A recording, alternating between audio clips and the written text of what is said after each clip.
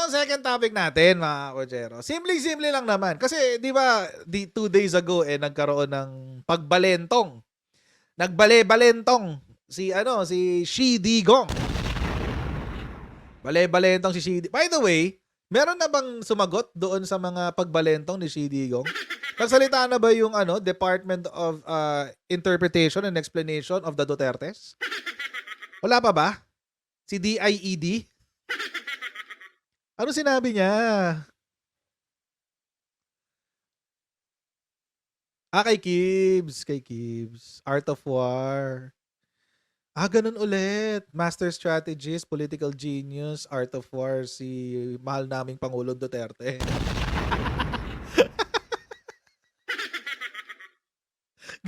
ganun pa rin yung explanation nila. Sige nga, paano daw naging art of war? Malamang sasabihin nila, tingnan nyo, pinag-usapan ngayon yung Mindanao Secession, ganun siya kagaling. Diba, napag-usapan, etc. Kaya yan, napareact silang lahat, diba? Diba, art of war.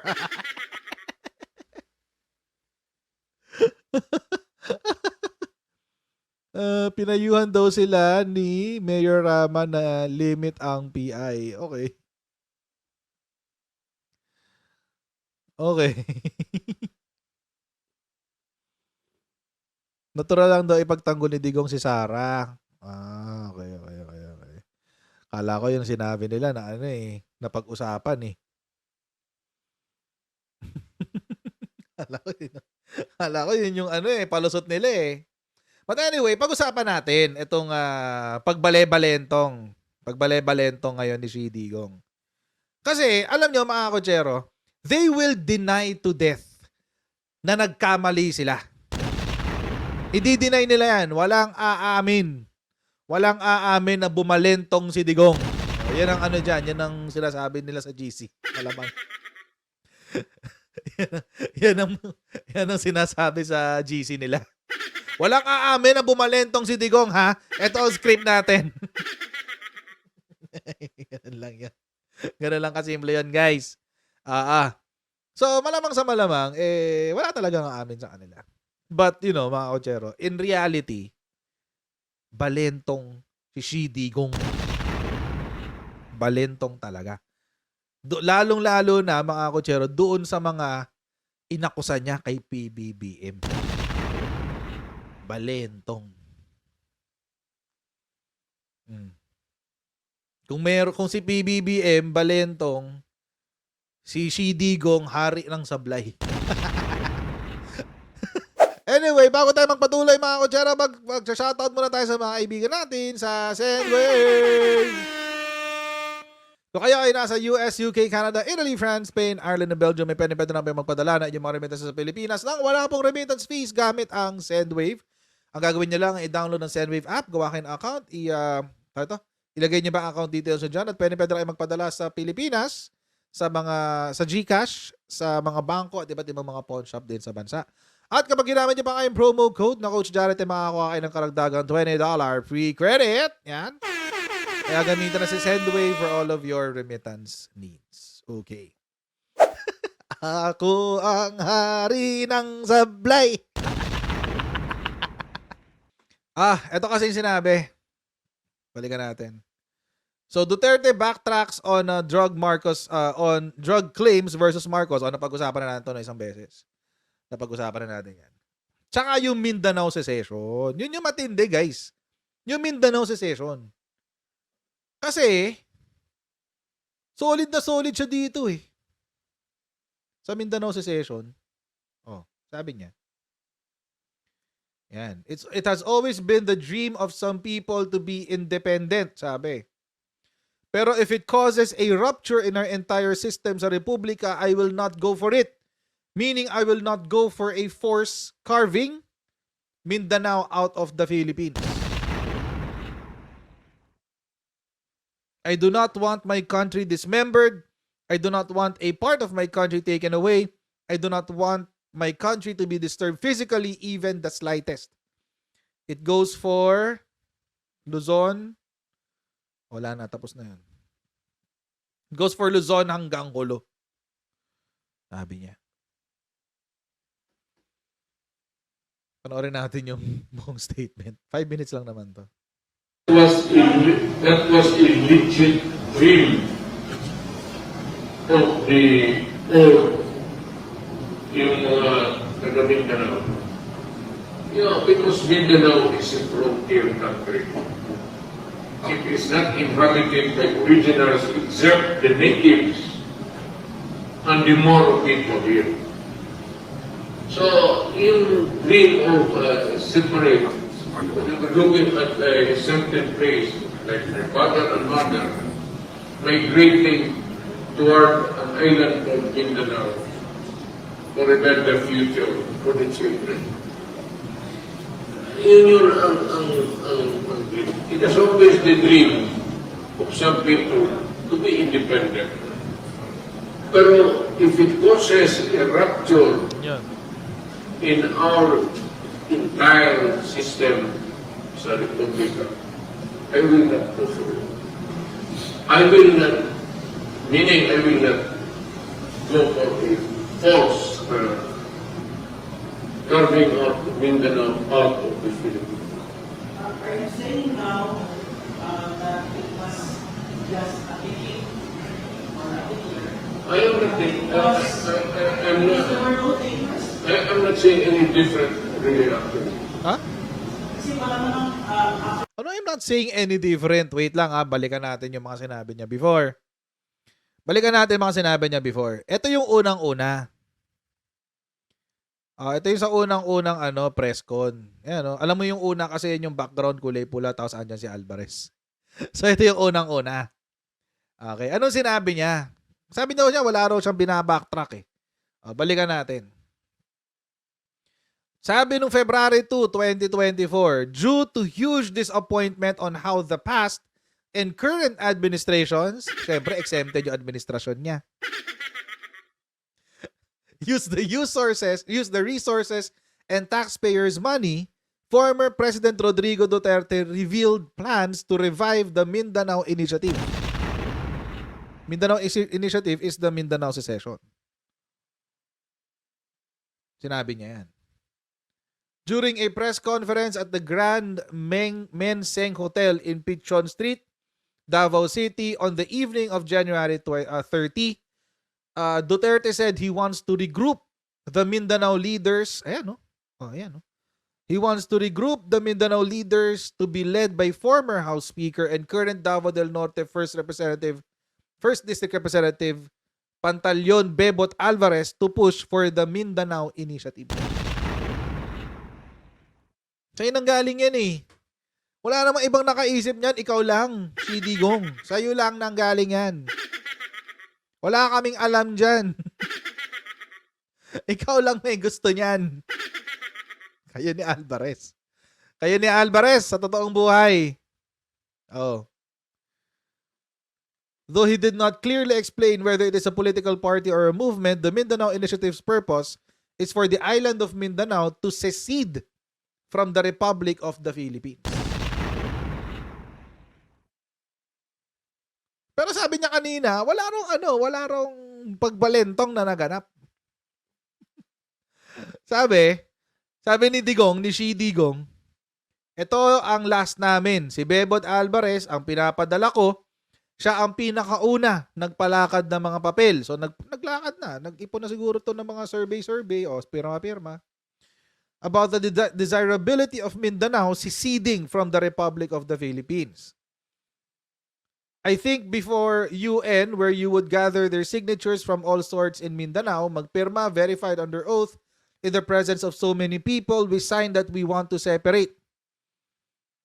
One Mindanao tayo, iparaan natin sa proseso na legal. There's such thing as a body that would hear your petition to secede, yung UN nga daw. But then again, mga kotsero, napag-usapan na natin ito before kasi ginawa niya example si Timor-Leste. Pangit ito example niya. Mag-survey sila, mag-plebisito kung manalo, if it's valid, sabihin ko man yung pera namin inubos nitong yawa na ito, ginagastos lang. Kayamanan na natin dito, yung mina nandito, ang mining nandito, sinabi niya. So, ang habol niya yung mining. Kasi, bakit daw? Kasi ilang presidente na walang nangyari sa Pilipinas. On the name of the initiative, he said they have not decided yet, saying the name only is pang-arte lang. Okay. So, sabi niya ngayon, nung panahon na yon, hindi raw magiging bloody. Gayahin daw yung example ni Singapore, etc. etc. Meron pa siyang sinabi, si Timor-Leste. Sinabi rin niya yun.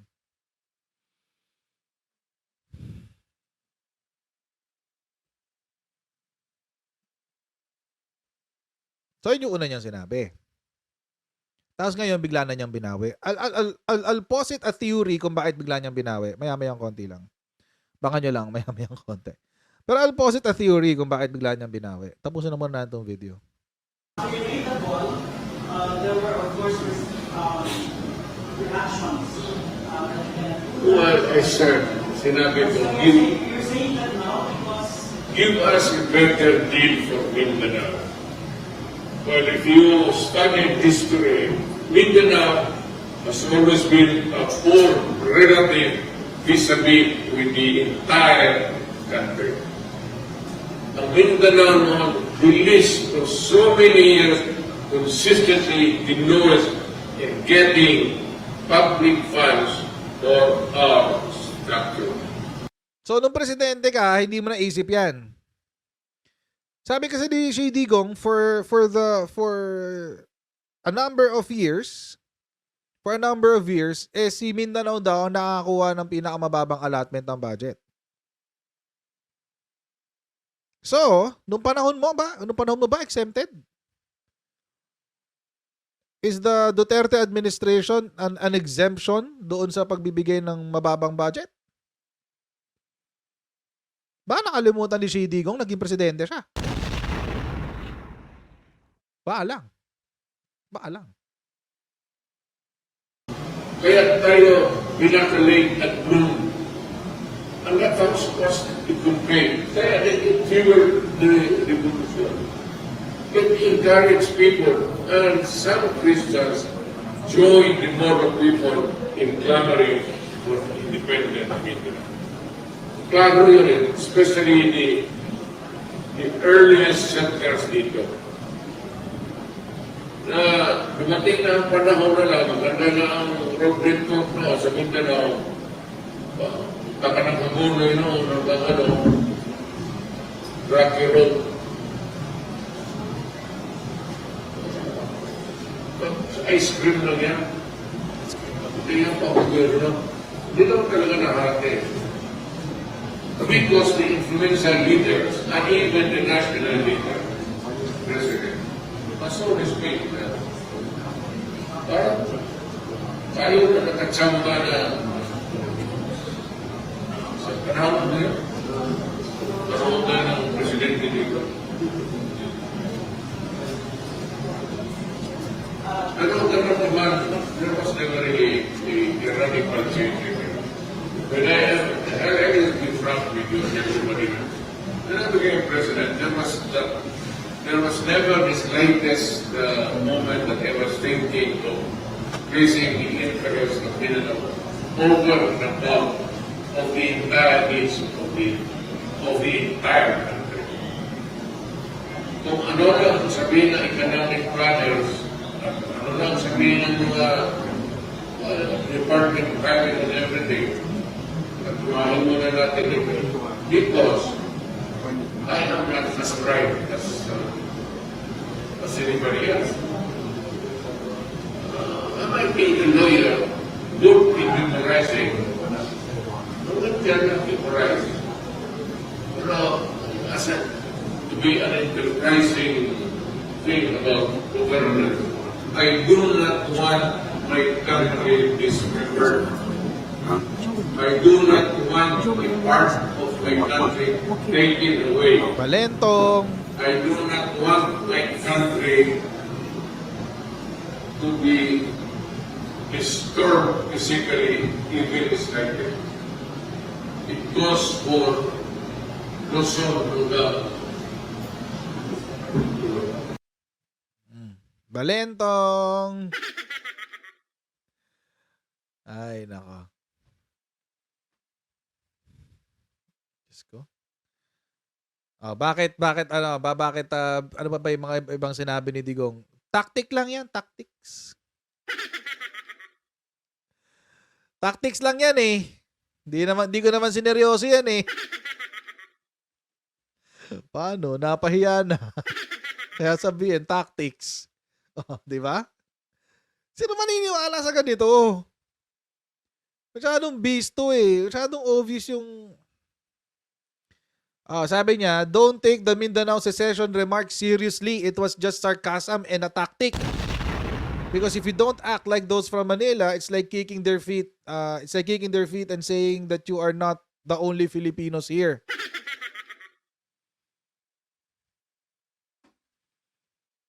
Tactician. Tactician pero mukhang seryoso naman to. Mukhang seryoso naman eh kasi may plano na eh. May plano na eh. Mahirap ilusot na ano to, na scare tactic lang to. Mahirap ilusot. Nagproseso na kayo ng papeles eh.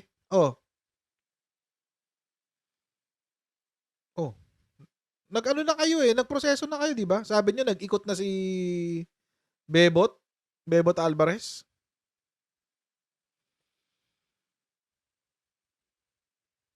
So paano niyo nasabi na scare tactics lang yan? Aminin niyo na lang na napahiya kayo. Bakit kayo napahiya? Una, nagsalita ang DOJ, sabi, ay, di maganda yan. Yung Mindanao secession na yan. Sabi, as the principal law agency of the executive branch, the DOJ remains committed to protecting our sovereignty and upholding the sanctity of the law of the highest law of the land, which is the Constitution. Our nation's strength lies in unity, and we call upon all Filipinos to reject secessionist ideologies and work together for a strong, united, and undivided bagong Pilipinas. Yan ang una. Pangalawa, sana nag-load to. Ay, nag-handshake failed daw. Ay, just go. Ayun. Hindi, ito yung sinasabi ni Digong na ano. Ba to? Iba na yung title. Ba't hindi naman ito yung title kanina? But anyway, lampasan lang natin to. Hindi, ito yung sa Bangsamoro. Yung sinabi ng sa Bangsamoro, sabi nila, hindi raw sila makikisama dyan. Sabi ng Bangsamoro. Ito pa. Sabi ng Secretary Anyo ng National Security Council. Sabi niya, gagamit kami ng puwersa kung kailangan. Gagamit kami ng puwersa. Any attempt to secede any part of the Philippines will be met by the government with resolute force. Uy. Kaya nga nung sinabi to, mga kotsero, ni Secretary Anyo, biglang nagsalita ang Xi Digong. Anong sinabi niya? Hindi. Na-misinterpret nyo ako. We're doing it the legal way. We're doing it the legal way, sabi ni Digong. Ni Xi Digong. Citing the secession of Timor-Leste and Kosovo in Serbia. Kosovo talaga. Ang sama ng references. Sabi niya, doon ako nakatutok, hindi ako natutok sa away.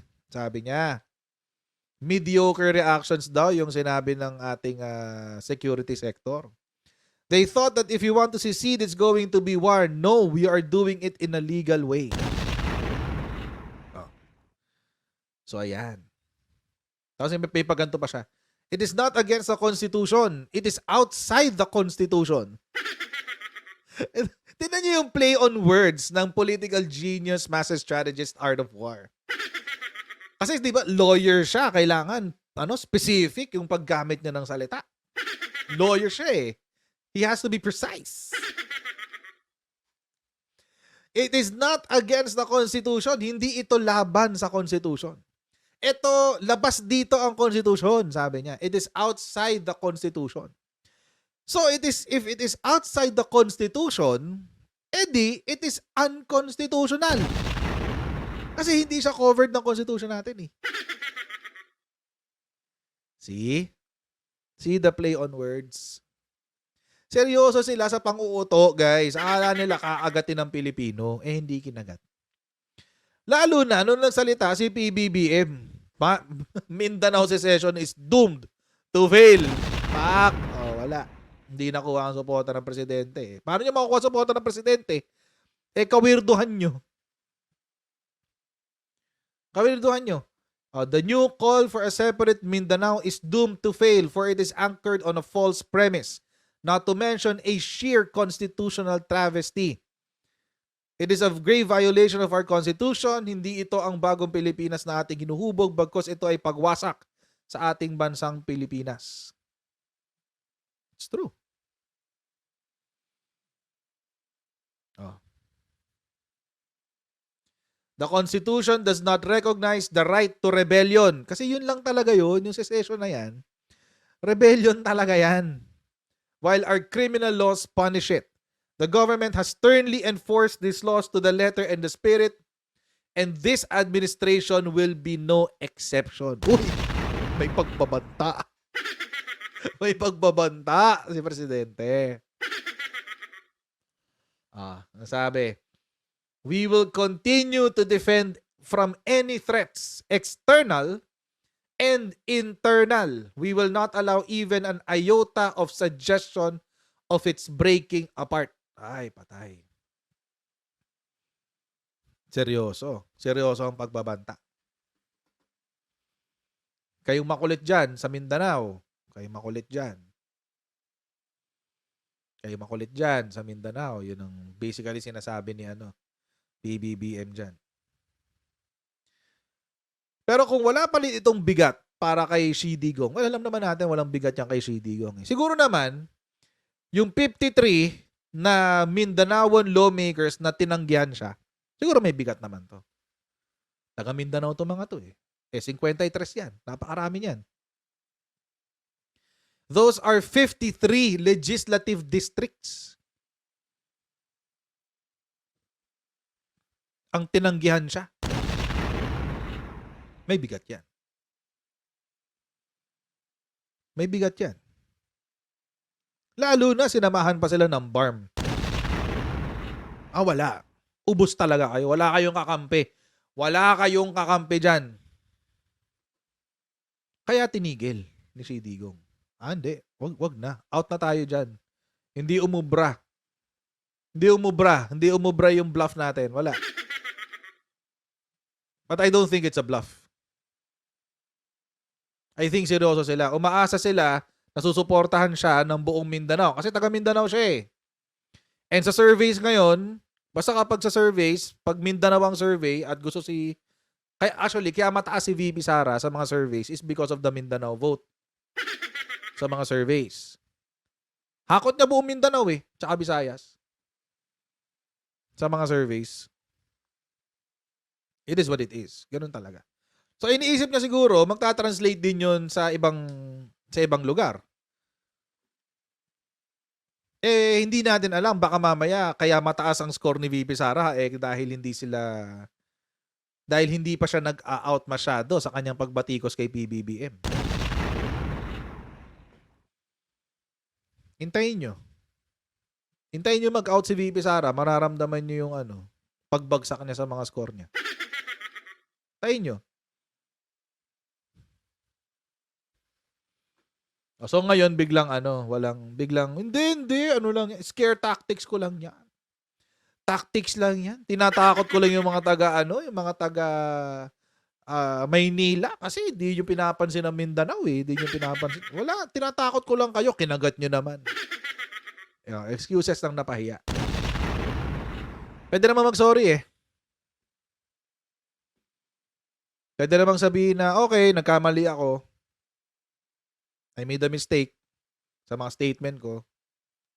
I am sorry. Paturo ka sa best friend mo, si Gloria. Nandaya na ng election, hindi pa na-impeach, di ba? Ganun katindi. Di ba, best friend niya si Gloria, kaya nga tatakbo siya uling senador dahil pinipilit siya ni Gloria eh. Yun. nyo, gamitin nyo. Yung ginawa ni Gloria nung nahuli siya ng daya sa eleksyon.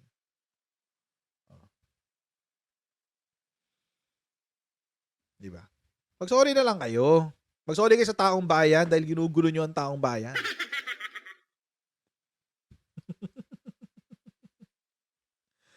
Di ba?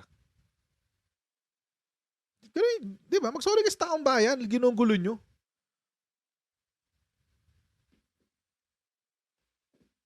Sabihin nyo sa taong bayan, sorry lang. Sorry na. Di na kami manggugulo. Di ba? Makikikooperate na kami sa administration. Total naman. Di ba? Total naman, we started as allies eh. Ba't hindi lang natin ituloy, di ba? Pwede naman yun. Sorry na. Sir na. Sor na. Sor na. Kesa yung gumaganyan-ganyan kayo. Mas madali kasing tanggapin eh, katutuusin. Mas madaling tanggapin yung mga pagbale-balentong nila kung tinanggap nila na nagkamali sila.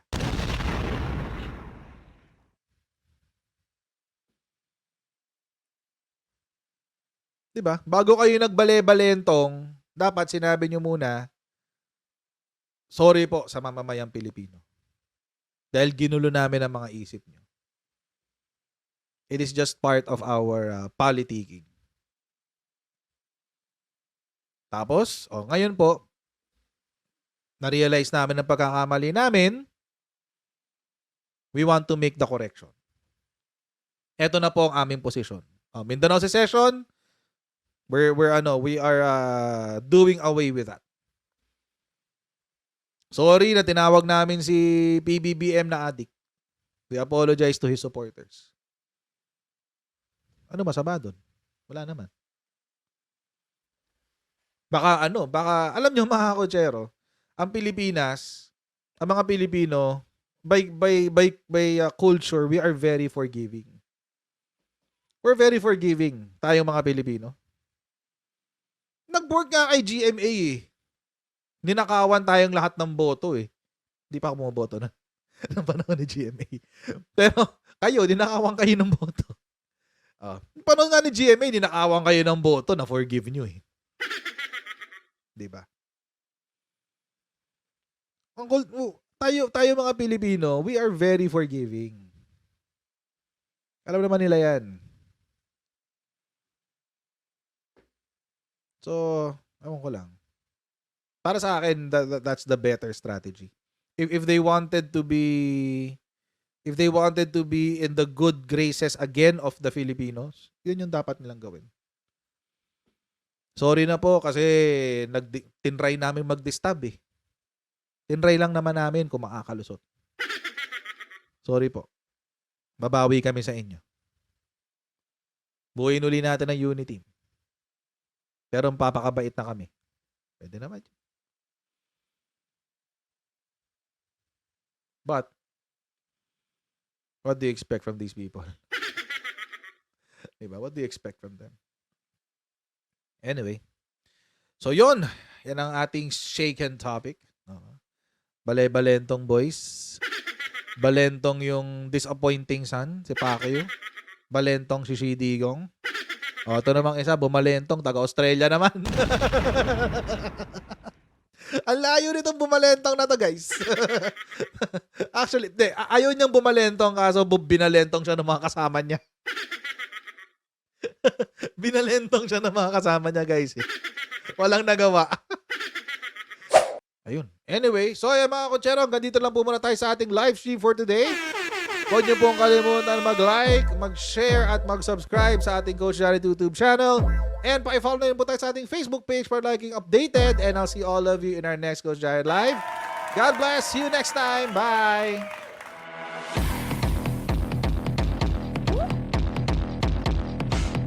Huwag ganun. Huwag natin gawing tanga mga Pilipino. Mas maganda kasi nasa lugar ka ng tama kaysa yung pinipilit mo yung pagkakamali.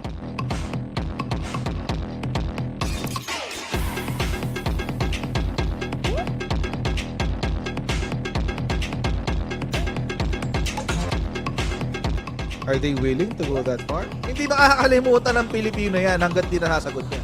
Sino ngayon nagsasabi ng totoo?